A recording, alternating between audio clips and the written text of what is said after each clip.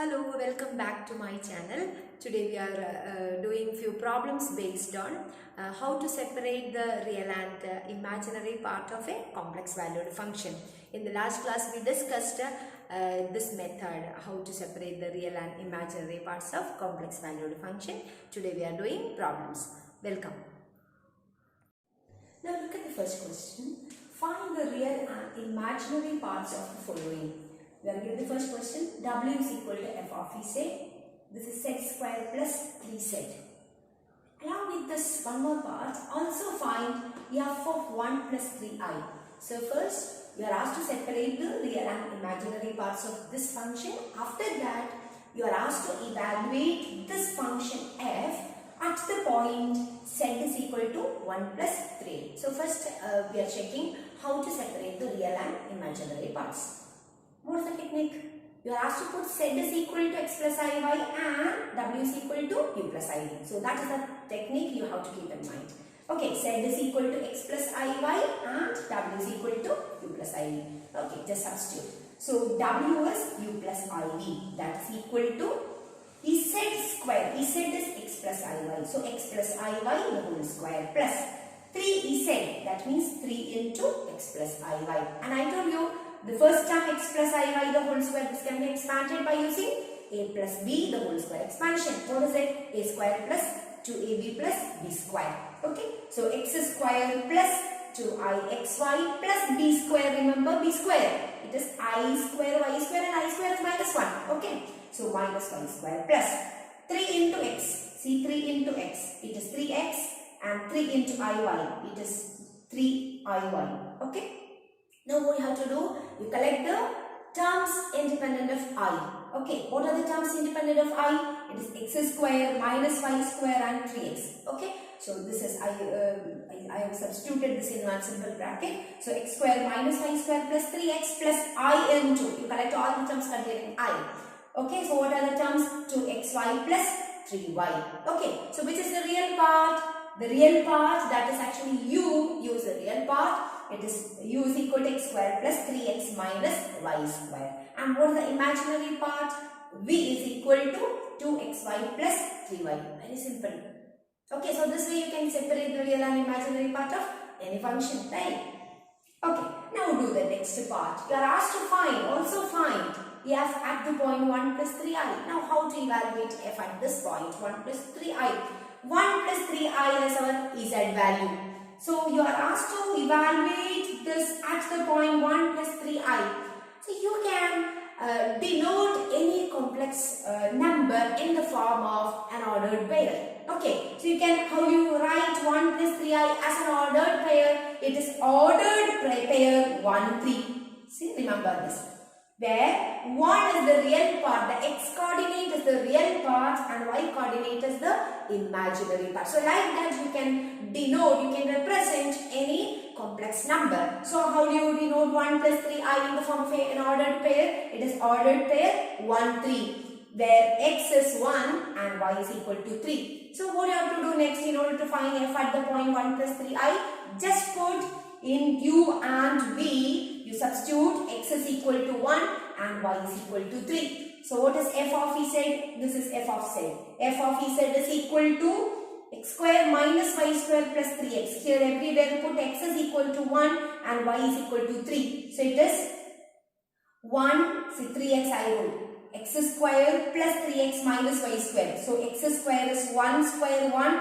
3x means 3 into 1. Then minus y square is minus 3 square, it is 9. Plus I into v. V is 2xy plus 3y. So 2 into 1 into 3 plus 3 into 3. So on simplifying, what do you get? It is minus 5 plus I into 15. So what is the value of f? F at the point 1 plus 3i? It is minus 5 plus 15i. Okay, so this is a question from your textbook.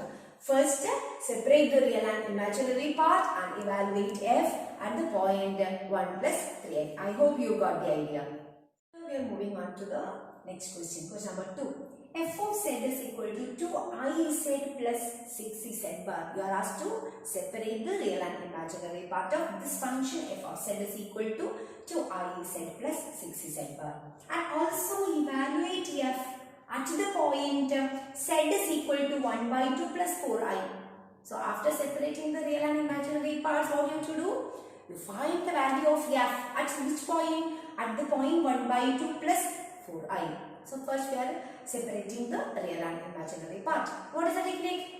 I told you to put z is equal to x plus iy and w is equal to u plus iv.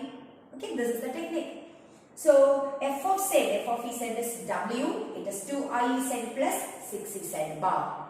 Okay, so z is equal to x plus iy, you can substitute here, and w is equal to u plus iv. So u plus iv is equal to 2i into z is x plus iy plus 6z bar. Z bar, another new word, z bar. What is z bar? This also you have learned in plus 2 I think.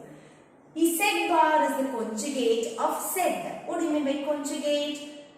Conjugate, how do you get the conjugate of a complex number? We change the sign of imaginary part. So what is the technique in order to get the conjugate of a complex number? Change the sign of imaginary, only the imaginary part. Change its sign. So once z is x plus iy, what is the conjugate? Conjugate is denoted by z bar and conjugate is x minus iy. Okay, so z bar, in the place of z bar, x minus iy, and you just expand. So 2i into x, 2i into iy, I into I, here I into I, it is I square, it is minus 1, so it is 2 minus 2y, 6 into x is 6x, minus 6 into iy. Now what is the next step? Collect all the terms independent of I first. So 6x minus 2y. These are the two terms independent of I. And what are the terms containing I? It is 2x and minus 6y. Okay, so what is the real part? Can you say now? What is the real part? It is the term independent of I. That is 6x minus 2y. And real part is always, we are calling the real part as u. Okay, therefore u is equal to 6x minus 2y. And v is the imaginary part. It is 2x minus 6y. Okay, so first part over. Now what is the next step? Next part is evaluate. We want to evaluate f at the point 1 by 2 plus 4i. And I told you how to represent a complex number in the form of an ordered pair. So 1 by 2 plus 4i. See, this is the point. Z is equal to 1 by 2 plus 4i in the form of an ordered pair. This is denoted by 1 by 2, 4. The first number 1 by 2, this is the value of x, and 4 is the value of y. Okay, so what you have to put in the just previous expression, you put x is equal to 1 by 2 and y is equal to 4, then u and v. Okay, so very easily you will get the value of f at the point 1 by 2 plus 4i. So what is it? Therefore, f of z at this particular point is given by, see, 6 into 1 by 2 minus 2 into 4 plus I into 2 into 1 by 2 minus 6 into 4. So on simplifying, your answer is, what is the final answer? Minus 5 minus 23i. So this is the final answer. Now the third question, it is called the complex exponential function f of z is equal to a raised to z. Okay. So how you separate the real and imaginary part? Z is equal to x plus iy and w is equal to u plus iv. There is no w, right? So w is actually f of z. So in the place of f of z, what do you have to put? U plus iv. So u plus iv is equal to e raised to z means x plus iy. Now how to separate real and imaginary part? We can write e raised to x as the real part and e raised to iy as the imaginary part? No. So there I am using another result based on exponents. A raised to m plus n. You have learned. A raised to m plus n. What is it? A raised to m into a raised to n. This is law of exponents. So I am using this law here. So e raised to x plus iy. How do you split? It is a raised to x into a raised to iy. Again, we have to use another important result. What is the result? Just see this result. E raised to I theta, e raised to I theta, the expansion. It is cos theta plus I sin theta. You have to learn this result. E raised to I theta expansion, we can express this in terms of sine and cosine. So e raised to I theta is equal to cos theta plus I sin theta. So same way, e raised to iy, how will you expand? It is cos y plus I sin y. So e raised to x into cos y plus I sin y, and then you just expand this. E raised to x into cos y plus I into e raised to x into sin y. Therefore, what is the real part? Real part, we know real part is denoted by u. It is e raised to x cos y, and the imaginary part of v is equal to e raised to x into sin y. So, complex exponential function, keep in mind a complex exponential function. In this case, there is a slight difference. You have to use first law of exponents, this rule, and also the result e raised to I theta. So, once again, keep in mind this formula, e raised to I theta is equal to cos theta plus I sin theta. Now, another important question and a variety question. W is equal to log Z. W is equal to log Z. This is a complex logarithmic function. See, I told you in order to separate the real and imaginary part, the usual technique is put Z is equal to x plus iy and W is equal to u plus iv. But in this question, when you are substituting Z is equal to x plus iy, we can't separate the real and imaginary parts. We won't get. Okay, so you have to use in this particular question another representation of complex numbers. That is a polar form representation. So just let me talk about polar form representation of a complex number. Just see this polar form representation. You might have learned this in +2.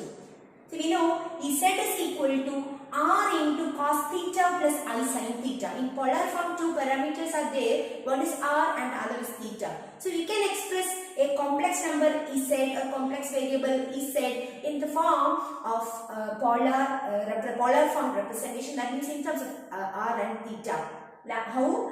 Z is equal to r into cos theta plus I sin theta. And just now we had seen cos theta plus I sin theta, that is e raised to I theta. So what is Z? Z is equal to r e raised to I theta. This is the polar form representation of a complex variable Z. And here r is given by square root of x square plus y square. This is called the modulus. And theta is equal to tan inverse y by x. This we are getting by equating the real and imaginary part and just dividing this in order to get theta. Okay, I think these things you have learned in +2. So r is square root of x square plus y square, and theta is tan inverse of y by x. And keep in mind the polar form representation of Z, that is r e raised to I theta. So this representation we want to use here. Okay. So log ZW as usual u plus iv. So log Z is r e raised to I theta. So log r e raised to I theta. So okay, now what is the next step? Log AB. See, log A into B. Log A into B. How do you split? It is log A plus log B, isn't it? So it is log r plus log e raised to I theta.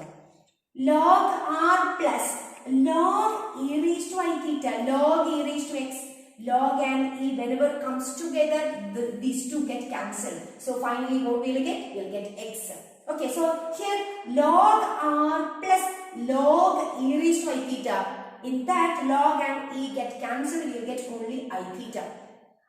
Okay, so which is the term independent of I? Log r. So that is the real part. So u is equal to log r. And the imaginary part is denoted by v, that is coefficient of I, that is theta. V is equal to theta. And you can put r is equal to, what is r? It is square root of x square plus y square. So what is u? Log square root of x square plus y square. And v is equal to theta, that is tan inverse of y by x. So this way you can separate the real and imaginary part of w is equal to log Z, and this is a variety question. Okay, so I think you all understood the portions that we discussed today. So what are the topics? Once more I am just revising. We defined a complex function, complex variables and complex functions. After that, how to separate the real and imaginary parts of a complex function, and evaluation of a complex function at a particular point, and so many results also we have learned, like e raised to I theta and polar form representation. Okay, and remember, keep in mind this question, W is equal to log Z, and how to separate real and imaginary parts. Thank you very much.